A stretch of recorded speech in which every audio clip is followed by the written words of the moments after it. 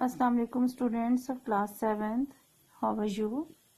Hope you will be fine inshallah. Let's come to the studies. Students, as you know, we were reading unit number 8 and today we will study the last topic of this chapter, and this is contributions of the Muslim world to Europe. Europe की history में मुसलमानों का, मुस्लिम दुनिया का क्या हिस्सा है, क्या कंट्रीब्यूशन है, वो हमें यहाँ इस टॉपिक में मिलेगा. प्रीवियसली हम मुस्लिम वर्ल्ड और मुस्लिम लिटरेचर से रिलेटेड सारी डिटेल पढ़ चुके हैं, मुसलमान साइंसदानों के बारे में और क्या क्या उनका वर्क था, क्या एफर्ट्स थी, वो सारी डिटेल हमने प्रीवियस लेसन में कर ली है. और यूरोप की हिस्ट्री में किस तरह से ये इफेक्टिव रहा वो हमें यहाँ इस टॉपिक में मिलेगा. Europe has a long history of civilisation beginning with the ancient Greeks who were great scientists, thinkers and artist. Europe जो है वो उसकी हिस्ट्री बहुत कदीम है, बहुत पुरानी है और बहुत महज़्ज़ब और तहजीब याफ्ता लोग भी थे. और किस वक्त से हिस्ट्री स्टार्ट हुई उनकी, जब बिल्कुल इब्तदाई दौर के जो यूनानी लोग थे वो बहुत अजीम साइंसदान भी थे, मुफक्किर थे, यानी आलिम गौर व फिक्र करने वाले लोग भी थे, आर्टिस्ट थे, फनकार थे, कई तरह का हुनर उन्हें आता था, हुनरमंद लोग थे ये. और कदीम इनकी बहुत पुरानी हिस्ट्री है और तहजीब भी बहुत पुरानी है इनकी, और अच्छा ज़बरदस्त मुआशरा था ये एक ज़माने में. They were followed by Romans who were very good lawmakers. और फिर रोमन्स आए और वो भी जो रोम के रहने वाले थे वो भी ज़बरदस्त कानूनदान थे, कवानीन बनाना, उसूलों के मुताबिक जो है वो चलना, माशरे वजूद में आए. ये भी एक इम्पॉर्टेंट चीज़ थी यूरोप की हिस्ट्री में. However, these civilization came to an end centuries before the advent of Islam.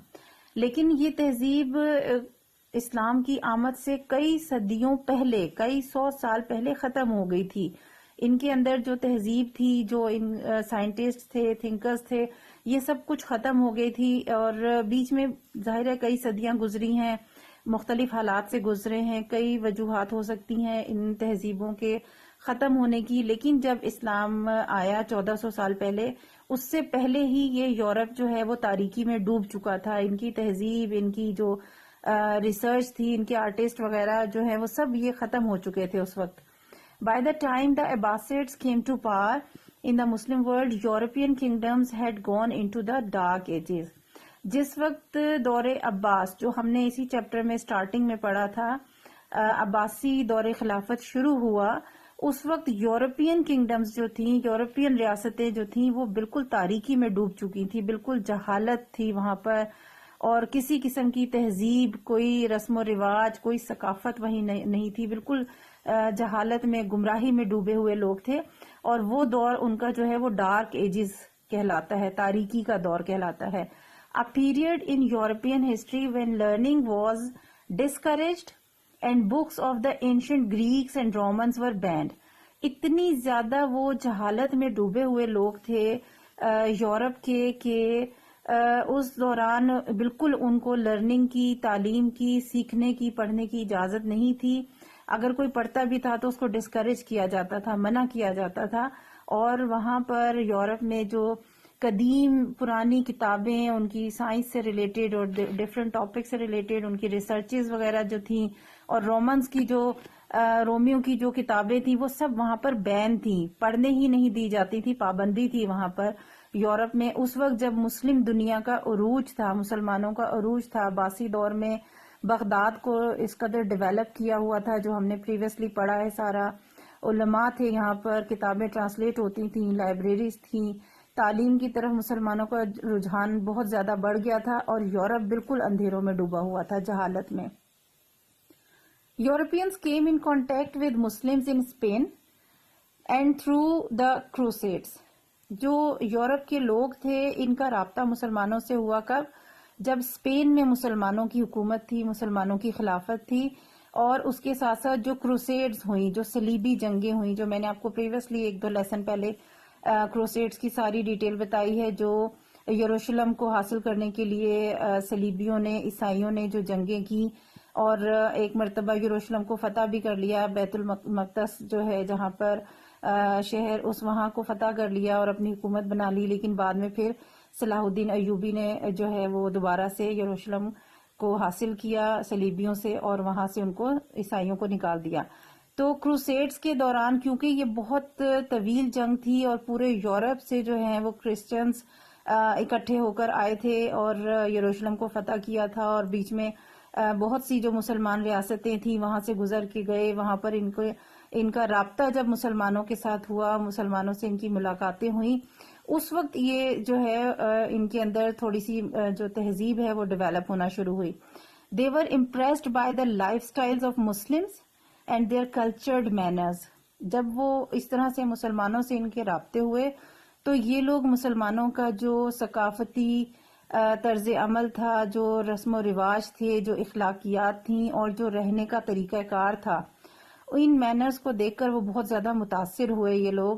Many of them even learned Arabic in order to study the works of Muslim scientists۔ ان میں سے بہت سے تو ایسے لوگ تھے یورپینز کہ انہوں نے عربی زبان سیکھی تاکہ پھر وہ مسلمانوں کے مسلم سائنسدانوں کی جو ریسرچ ہیں، جو ان کی بکس ہیں، ان کو پڑھ سکیں۔ ان کو پڑھنے کے لیے تھنکرز کی اینڈ پوئٹس کی، جو شاعر ہیں عربوں کے اور مسلمانوں کے اور جو مفکر تھے، جو عالم تھے، انہوں نے جو کام کیا تھا، جو کتابیں لکھی تھیں، ان کتابوں کو پڑھنے کے لیے یورپینز نے خاص طور پہ عربی زبان سیکھی تاکہ وہ ان کتابوں کو، ان ریسرچز کو پڑھ سکیں۔ When they went back to Europe، اور جب وہ یہاں سے ان کروسیڈز کے بعد واپس یورپ گئے، they tried out some of these ideas in their own countries۔ تو انہوں نے وہ جو کچھ مسلمانوں سے دیکھا، مسلمانوں سے سنا اور جو مسلمانوں کی بکس پڑھ کے انہوں نے تعلیم حاصل کی، وہ سارے آئیڈیاز انہوں نے پھر اپنے ملک میں اپلائی کرنا شروع کیے۔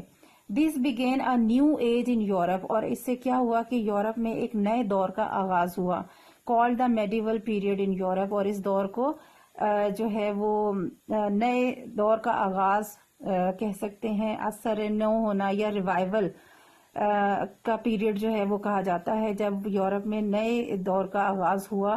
اور یہ سارا چیز کیونکہ جو مسلمانوں سے سیکھ کر وہ گئے تو انہوں نے وہاں پر وہی رولز جو ہے وہ طریقہ کار، لائف سٹائل جو ہے اپنانا شروع کیا، تو ایک نئے دور کا آغاز ہوا یورپ میں، اور یہ خاص کنٹریبیوشن تھا مسلم دنیا کا یورپ کی ہسٹری میں۔ اسی ٹاپک سے ریلیٹڈ آپ کو ایڈیشنل کوسچن دے رہی ہوں کیونکہ اس ٹاپک سے ریلیٹڈ ایکسرسائز میں کوسچن نہیں ہے۔ ایک شارٹ کوسچن آپ لکھیں گے، what do you know about dark ages? What do you know about dark ages? اور اس کے لیے آپ یہاں ڈارک ایجز سے آنسر لکھیں گے۔ Dark ages a period in European history, یہاں سے شروع کریں گے، ور بینڈ، یہاں تک شارٹ کوسچن ہوگا یہ آپ کا۔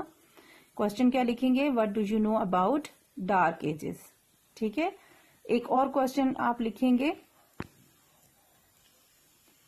وچ period is called the medieval period in Europe? یہ لاسٹ سینٹینس ہے، آپ اس سے ریلیٹڈ آپ کوسچن بنائیں گے، which period is called the medieval period in Europe, یا پھر آپ یہاں پہ بھی وہی کوسچن لکھ سکتے ہیں، what do you know about the medieval period in Europe, ٹھیک ہے۔